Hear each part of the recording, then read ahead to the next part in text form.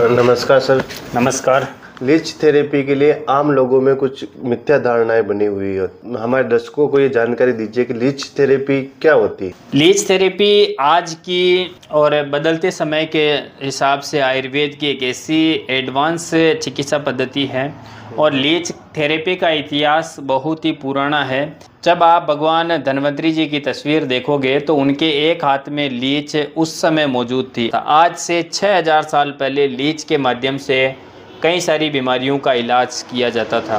तो लीच एक ऐसी चिकित्सा पद्धति है जिसमें एक जलीय जीव के माध्यम से, जिसे जोंक बोला जाता है, उसको कटवा कर कई सारी बीमारियों का और कई सारी रोगों का समाधान किया जाता है, उनका इलाज किया जाता है। उसी चिकित्सा पद्धति को लीच थेरेपी बोला जाता है। जैसा कि सर आप बात कर रहे हो जोंक, जो जलोका, जिसको नॉर्मली आम पब्लिक भी जोंक के नाम से जानते हैं, लोगों के बीच में ये धारणा बनी हुई है कि ये वही लीच है जो तालाब में हम जब भी उतरते हैं तो पैरों में चिपक जाती है।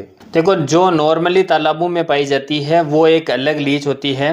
आयुर्वेद ने लीच को दो भागों में डिवाइड किया है। पहला सविस लीच है जो तालाबों में पाई जाती है और दूसरी निर्विष लीच होती है जो चिकित्सा के क्षेत्र में, जो मेडिकल फील्ड में काम में ली जाती है। नॉर्मल जो सविस लीच होती है वो भी 6 प्रकार की होती है और निर्विष लीच जो है वो भी 6 प्रकार की होती है। तो जो नॉर्मल तालाबों में हमारे हर किसी को पैरों में चिपक जाती है वो जहर युक्त या सविस लीच होती है, जिसके काटने से व्यक्ति में कई सारे संक्रमण देखने को मिल सकते हैं। जिस व्यक्ति को भी लीच काटेगी उसमें खुजली हो सकती है, उसमें स्किन पर लाल लाल चकत्ते बन सकते हैं। इसके अलावा यदि वो लीच यदि आसानी से छोड़ती नहीं है और ब्लड का शक ज़्यादा कर लेती है तो उस कंडीशन में व्यक्ति को मूर्छा भी आ सकती है। तो ये जो चिकित्सा के क्षेत्र में लीच काम में ली जाती है वो अलग लीच है और जो नॉर्मली तालाब में जो पाई जाती है वो एक अलग लीच है।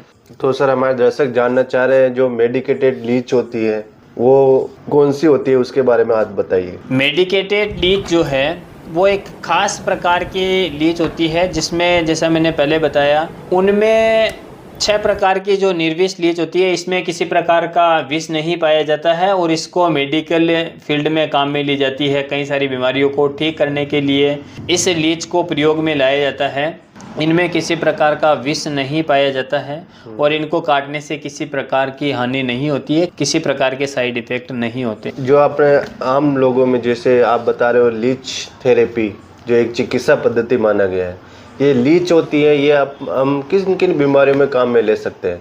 लीच वैसे स्किन से रिलेटिव, ब्लड से रिलेटिव और जितने भी दाद, खाज, खुजली है, किसी को बाल झड़ने की समस्या है तो उसमें नॉर्मली लीच को काम में लिया जाता है। इसके अलावा भी कई सारे घाव है, फोड़े फुंसी है, गैंग्रीन जैसी बीमारियों को भी लीच के माध्यम से आसानी से ठीक किया जाता है। कई सारे व्यक्ति होते हैं जो ब्लड कैंसर से ग्रसित होते हैं, जिनके हार्ट में और कई ब्लड वेसल्स के अंदर, रक्त वाहिनियों के अंदर जो थक्का जम जाता है, उनको ठीक करने के लिए भी लीच को लगाया जाता है, लीच को काम में लिया जाता है। आपने जो लीच थेरेपी बताई, आप बता रहे हो ये लीच थेरेपी स्किन वाले आल प्रॉब्लम में काम में ली जाती है, कैंसर वाले मरीज को भी दे सकते हैं, और जो बाल झड़ने की प्रॉब्लम है उसको में काम है। क्या ये लीच ये सभी बीमारियों में काम आएगी? तो क्या कारण है कि एक ही लीच सभी बीमारियों में काम आ रही है? ये सभी बीमारियों में इसलिए मैं बोल रहा हूँ क्योंकि लीच की जो लार है उसके अंदर लगभग 100 से अधिक पोषक तत्व मौजूद रहते हैं और दुनिया में आज तक ऐसी कोई मेडिसिन नहीं बनी है जिसमें एक साथ में इतने अधिक कंटेंट डाल दिए गए हो। सबसे पहली बात तो इसके लार के अंदर हीरोडिन नाम का तत्व मौजूद रहता है, इसीलिए इसको हीरोडोथेरेपी भी बोला जाता है।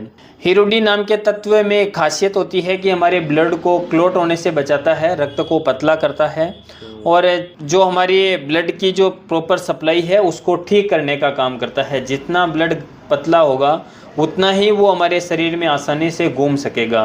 तो जो क्लोटिंग होती है उसमें भी इसीलिए लीच थेरेपी को काम में लिया जाता है, क्योंकि लीच के लार्वा में मौजूद हीरोडिन जो है वो ब्लड को पतला करने का काम करता है। यदि कोई लोग जैसे लीच थेरेपी करवाना चाहते हैं उनको कहाँ जाना चाहिए, कहाँ करवा सकते हैं इसका ट्रीटमेंट? यदि आप स्किन से रिलेटिव और हेयर से रिलेटिव, हेयर फॉल से रिलेटिव, दाद काज खुजली से परेशान हैं तो आप अपने नज़दीकी आयुर्वेदा सेंटर पर, पंचकर्मा सेंटर पर भी लीचें अवेलेबल होती है। और यदि आप ये वीडियो देख रहे हो और हमारे आसपास में, यदि मंगलवाड़ और रोपा क्षेत्र के आसपास में हो, तो आप हमारे सेंटर भी आ सकते हो। बाकी ऑल इंडिया में जहाँ पर भी आपके पास में पंचकर्मा सेंटर है, आयुर्वेदा न्यूरोथेरेपी सेंटर है, वहाँ पर आप लीच थेरेपी करवा सकते हैं। इसमें किसी भी प्रकार के साइड इफ़ेक्ट अभी तक तो नहीं देखे गए हैं। और मेरे हिसाब से, और जो भी आयुर्वेद से जुड़े हुए हैं, जो भी आयुष चिकित्सा पद्धतियों से जुड़े हुए हैं और जो मेडिकल फील्ड से जुड़े हुए हैं, उन सबको पता है कि लीच थेरेपी के कोई साइड इफ़ेक्ट नहीं है। जब आप शुद्ध लीच का प्रयोग करते हो तो उसमें किसी प्रकार के नुकसान नहीं होते हैं। और किसी भी प्रकार का कन्फ्यूजन है तो आप कमेंट बॉक्स में अपना सवाल पूछ सकते हैं, उसका हम प्रयास करेंगे कि आपको जवाब दें। लोग बोलते हैं कि इससे बहुत ज़्यादा पेन होता है या बहुत ज़्यादा काटती है, दर्द होता है, इसके साइड इफ़ेक्ट ऐसा कुछ आपको? नहीं, कुछ नहीं, एकदम नॉर्मल है। कोई दर्द वगैरह? कोई दर्द नहीं होता इससे, एकदम मालूम भी नहीं पड़ता है कि लगाया कि नहीं लगाया। आज के वीडियो में इतना ही, मिलते हैं नेक्स्ट वीडियो में। अगर अभी तक आपने हमारे चैनल को सब्सक्राइब नहीं किया है तो आप उसे सब्सक्राइब कर लीजिए ताकि आपको हेल्थ से रिलेटेड और भी वीडियो देखने को मिले।